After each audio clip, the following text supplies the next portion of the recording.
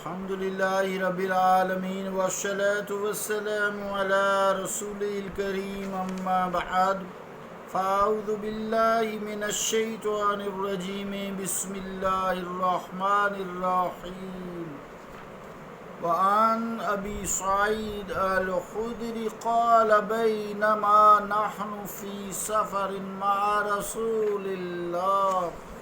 صلى الله عليه وسلم إذ جاءه رجل على راحلة فجعل يضرب يمينا وشمالا فقال رسول الله صلى الله عليه وسلم من كان معه فضل زاره فليعود به على من لا زهر له ومن كان له فضل زاد فليعد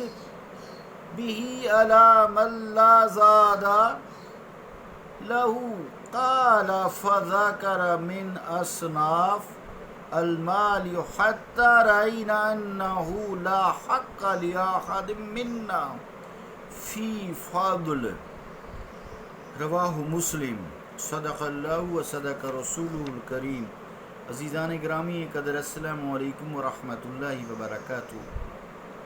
حدیث پاک کا ترجمہ یوں ہے، روایت ہے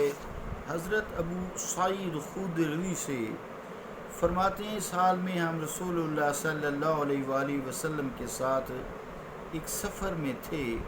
کہ آپ کی خدمت میں ایک شخص اونٹ پر آیا تو بائیں دائیں طرف مارنے لگا۔ تب رسول اللہ صلی اللہ علیہ وآلہ وسلم نے فرمایا کہ جس کے پاس بچی ہوئی زائد سواری ہو تو وہ اس پر خرچ کرے، جس کے پاس سواری نہیں اور جس کے پاس بچا ہوا توشہ ہو تو وہ جس کے پاس توشہ نہیں اس پر خرچ کرے۔ فرماتے ہیں کہ حضور صلی اللہ علیہ وآلہ وسلم نے ہر قسم کے مال کا ذکر فرمایا، حتیٰ کہ ہم سمجھے کہ ہم میں سے کسی کو بچے ہوئے میں کوئی حق ہی نہیں۔ مسلم۔ اللہ اور اس کے رسول کا قول سچا ہے۔ عزیزان گرامی قدر، یہاں جس حدیث پاک میں جس شخص کا تذکرہ ہے وہ اونٹ پر سوار تھا، اس کا اونٹ دبلا پتلا تھا، تھکا ہوا تھا، جیسا کہ حدیث پاک کے اگلے مضمون سے ظاہر ہے۔ اپنے اونٹ کو وہ دونوں طرف مارنے لگا، دائیں بائیں آگے پیچھے جیسے مارتے ہیں نا، کہ وہ چلتا نہ تھا، بیچارہ تھک گیا تھا، کبھی دائیں مارتا پھر بائیں مارتا تاکہ اونٹ چلے۔ یا دوسرے اس کا یہ بھی تشریح علماء خیر فرماتے ہیں کہ دائیں بائیں نظر دوڑانے لگا تاکہ کوئی اس کا حال زار دیکھے، رسول کریم صلی اللہ علیہ وسلم رحمت کی نظر ڈالے تو اس کی کوئی مدد کرتا۔ یعنی وہ شخص اصل میں شریف النفس تھا، کسی کے آگے ہاتھ پھیلانا اچھا نہ سمجھتا تھا، بلکہ امداد کی امید بھی تھی، ضرورت بھی تھی، اور ادھر ادھر دیکھتا تھا، مانگتا نہیں تھا۔ شاید یہ شخص اپنے وطن میں کوئی امیر شخصیت تھی، یہاں آ کے قابل مدد ہو گیا، پہلے خود لوگوں کی مدد کرتا تھا۔ جس کا ہاتھ ایسے رہے نا، ایسے ایسے، اس کا ہاتھ ایسے نہیں ہو سکتا، بڑا مشکل ہے۔ تو بل اس کا مطلب یہ بھی ہو سکتا ہے کہ وہ دائیں بائیں اپنا اونٹ دوڑانے لگا پریشانی کی وجہ سے، اسے بیچارے کو کچھ سوجھتا نہ تھا نا کہ کیا کرے، غرض ہے کہ وہ سخت پریشان تھا۔ حدیث پاک میں جو لفظ ہے فَلْيُعِدْ، یہ بنا اعادتاً، یعنی لوٹانا، واپس کرنا، یعنی جس کے پاس آپ صلی اللہ علیہ وسلم نے فرمایا کہ زائد سواری ہے وہ اس کو سواری دے دے، اسی کو مالک بنا دے، مستقل اس کو دے دے۔ جس کے پاس سواری نہیں ہے، پھر کچھ بھی ہے، یا کھانا ہے یا کوئی زیادہ سفر ہے، جیسا کہ جوتا ہے، مشکیزہ ہے، جو بھی اس کی ضرورت کی چیز ہے، خیمہ ہے، دینار ہے، درہم، کوئی بھی جو چیز ہے، اشرفیاں ہیں، وہ اس کو دے دے اور اس کی پریشانی کو حل کرے۔ مراد یہ غریب ہو گیا، اس کو امیر کرے۔ تو بہرحال بہت سارے مطالب اس سے نکلتے ہیں، اور پھر اس کو مالک بھی بنا دے۔ حضور صلی اللہ علیہ وآلہ وسلم کو سب کا درد ہے، سب پہ نظر ہے۔ اللہ تعالیٰ کا حکم بھی ہے حضور علیہ السلام کو، چونکہ رحمت للعالمین جو بنا دیا ہے، یعنی حضور علیہ السلام نے ایسی خیرات کو صحابہ کرام فرماتے ہیں کہ ایسی اہمیت دی کہ ہم سمجھے کہ جتنا بھی ہمارا ضرورت سے زیادہ مال ہے ہم اس کے مالک ہی نہیں ہیں، وہ تو دوسرے کا ہے، اور اس کو خرچ کر دے جو بچا ہوا ہے۔ قرآن کریم نے بھی فرمایا نا وَيَسْأَلُونَكَ مَاذَا يُنْفِقُونَ، اے مصطفیٰ یہ آپ سے پوچھتے ہیں کہ ہم کیا خرچ کریں، قُلِ الْعَفْوَ، فرمایا جو ضرورت سے زیادہ ہے خرچ کر دو۔ تو قرآن کریم میں بھی لوگ سوال پوچھتے تھے آپ سے تو آپ یہی فرماتے تھے، پھر ہر شخص کی شخصیت کے مطابق ہی فرماتے تھے۔ کسی کو کہتے نہ خرچ کر، ایک شخص آیا سونے کا انڈا لے آیا، کہا جی یہ خیرات میں کرنا چاہتا ہوں، آپ نے منہ پھیر لیا، اپنا چہرہ اقدس پھیر لیا، پھر دوسری طرف سے آیا، پھر آپ نے چہرہ اقدس پھیر لیا، پھر وہ آ گیا تو آپ نے زور سے ناراضگی کی حالت، ناراض نہیں ہوتی ویسے اب، لیکن اس کو سمجھانے کے لیے وہ انڈا اٹھا کے دور پھینکا، کہا اس سے بہتر ہے کہ تو جب مر جائے تو تیرے بچے کسی سے بھیک نہ مانگیں، تو سارا مال خرچ کر دے گا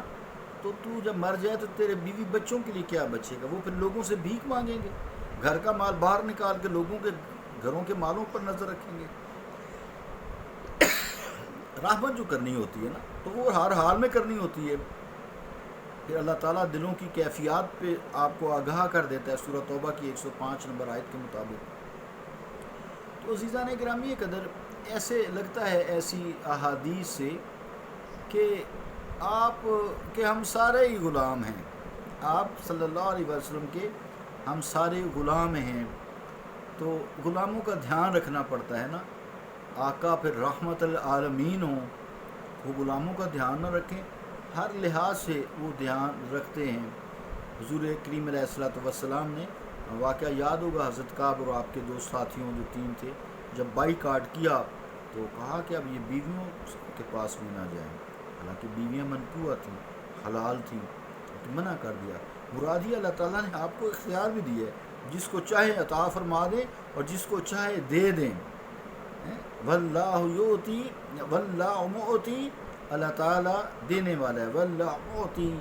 وانا قاسم، حدیث پاک ہے، اللہ تعالیٰ اور دینے والا ہے اور میں بانٹنے والا ہوں۔ تو آپ غلاموں میں ان کا مال بانٹتے ہیں۔ حضرت مولانا مفتی مولانا نعیم الدین رحمۃ اللہ علیہ فرماتے ہیں